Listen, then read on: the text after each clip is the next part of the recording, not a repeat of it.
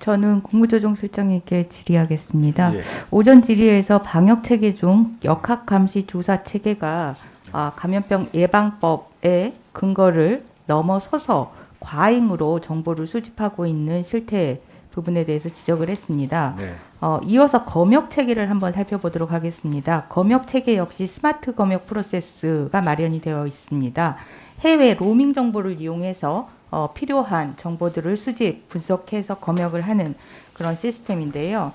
이 코로나19 상황에서 검역의 조치들을 한번 살펴보면은 2월 14일 이전까지는 중국 우한만을 대상으로 이 검역이 이루어졌습니다.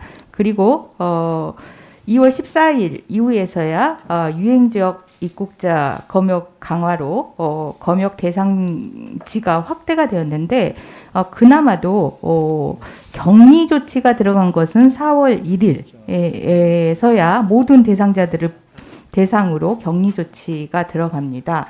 이러한 검역 조치들은 검역에 있어서 필요 충분하지 않았다라고 보여지는데, 왜냐하면 감염 글로벌 확진자 비율을 보면 해외 유입이 13.8%, 해외 유입 관련이 0.97%로 14% 정도의 해외 유입 경로가 확인이 됩니다. 그런데 이 해외 유입을 보면은 검역 단계에서는 불과 47%가 확인이 되고, 나머지 53%는 지역사회에 유입된 후에 확진이 되었습니다. 그런데 4월 1일까지 자가격리 14일이 전면적으로 시행되지 않았다라는 점을 살펴보면은 검역 체계에 부실한 검역이 있었다라고 보여질 수 있는데, 이 부분에 대해서 국무조정실에서도 다시 한번 검역 체계를 점검을 해주시기 바랍니다. 네네. 예. 그리고 대응 체계를 살펴보도록 하겠습니다. 위기관리 대응 체계에 따라서 조직이 필요한 조직들이 가동이 되는데요. 주의 단계, 경계 단계, 그리고 심각 단계에 따라서 각 중앙방역대책본부나 중앙사고수습본부, 그리고 중앙재난안전대책본부 등이 설치돼서 운영이 됩니다. 다음 페이지를 보시면은 각 그 대응 조직들과 관련해서 살펴야 될 문제입니다. 현재 법령상 근거가 있는 곳은 중앙재난안전대책본부와 중앙사고수습본부에 불과하고, 다른 대응 조직들은 법령상 근거가 없이 매뉴얼에만 근거를 하고 있습니다. 그런데 방역을 책임지고 있는 중앙방역대책본부를 매뉴얼에만 근거를 하고 있는 조직으로 운영하기에는 방역에 대한 그 심각성에 적절하게 대응하지 못하는 거라고 생각합니다. 법령상의 근거가 필요하고 법령상에 필요한 권한을 명시할 필요가 있다라고 생각합니다. 다른 그 조직들도 보면은 매뉴얼에 근거는 있지만 매뉴얼의 역할에 대한 규정이 없는 부분들이 있습니다. 이런 위기 상황에서 어떠한 역할을 하는 조직인지가 매뉴얼에 나와 있지 않으면 혼란을 부추길 수 있다라고 생각을 합니다. 이렇게 방역에 대한 대응 조직에 대한 법령상의 근거나 역할에 대해서 지금 불충분하기 때문에, 예컨대 방역과 관련해서 지금 마스크가 제일 중요하죠. 마스크 사용. 예. 마스크 사용과 관련해서 보면은 이 방역과 관련해서 이 중앙방역대책본부에서 권한이 있는 전문적인 대응을 해야 되는데, 김상조 정책실장 같은 경우 건강한 분들은 마스크 사용을 자제해 줘야 한다. 정세균 국무총리 역시 혼잡하지 않은 야외나 가정, 개별 공간에서는 마스크 착용하지 않아도 된다. 이런 비전문적인 대응을 하고 있습니다. 전문적인 방역 조직하고 엇박자를 내면서 방역에 혼란을 일으키고 있는 것입니다. 거기에 한술 더 떠서 방역에 방해를 일으키는 조직도 있습니다. 바로 경제중대본이라는 조직인데요. 이거는 방역과 관련해서 우리 법이 위기관리 조직으로 명시하고 있지 않는, 매뉴얼이 정하고 있지 않은 조직입니다. 그냥 방역으로 인해서 경제 위기가 올 것이다. 그렇기 때문에 경제 방역이 필요한 시점이다. 라고 판단을 해서 이 경제중대본이 출범을 하게 되는데요.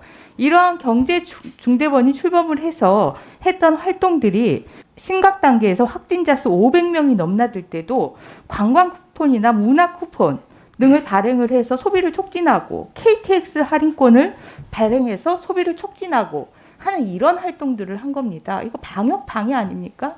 전문가에 의한 방역을 방해하는 이러한 활동입니다. 다음 페이지 한번 봐주십시오. 미국의 그 두 상황실 비교 사진으로 유명하죠. 첫 번째 오바마 상황실에서는 전문가가 책임을 지고 이 상황을 전면적으로 컨트롤하는 그러한 모습입니다. 두 번째 트럼프 상황실입니다. 트럼프 상황에서는 권위에 의한 상황 통제가 이루어지고 있습니다.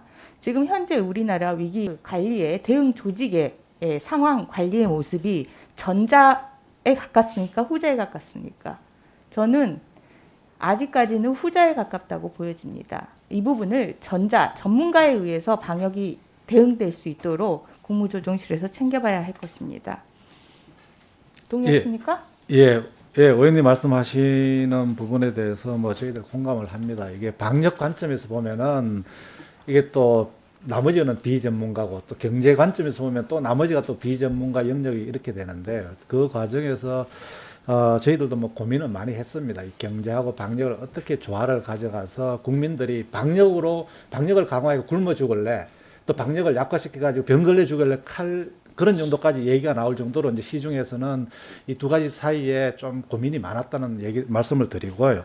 총리님께서 말씀드린 그 마스크 그 단계는 마스크가 부족할 때니까 또 그렇게 나올 수밖에 없다는 거예요. 그러니까 마스크 공급에 따라서 마스크 착용이라는 방역 지침 여부를 변경하는 이것이 비전문적인 대응이라는 겁니다. 마스크 사용은 가장 중요한 방역 지침인데 이것은 방역의 필요성에 따라서 결정이 돼야지 전문적으로 의학적으로 결정이 돼야지 마스크 공급이라는 그 외적인 사항으로 결정이 될 사항이 아니고 그것이 바로 비전문적인 의원님 말씀에도 저 공감을 합니다. 이게 이제 마스크를 쓰라고 해야 되는데 마스크가 부족하다 보니까 좀 젊은 사람들은 쓰지 마라. 야외에서는 안 써도 되겠냐 하는 또 그런 또 불가피한 또 사정이라는 걸 또 이해를 좀 해주시고요. 어쨌거나 앞으로 방역의 관점에서 볼 거는 정확하게 방역의 관점에서 보고 또 경제의 관점에서 볼 거는 또 경제의 관점에서 또 해서 방역과 경제를 잘 조화를 이루어 가지고 병도 안 걸리고 또 이 경제적 어려움도 겪지 않는 그런 우리 국민들을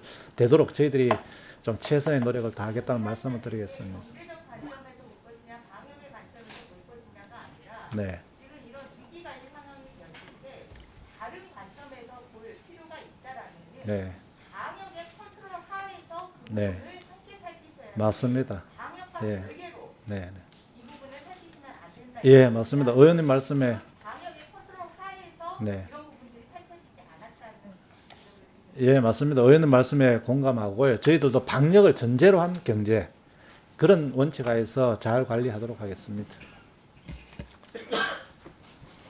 네, 고른 의원님 수고 많으셨습니다.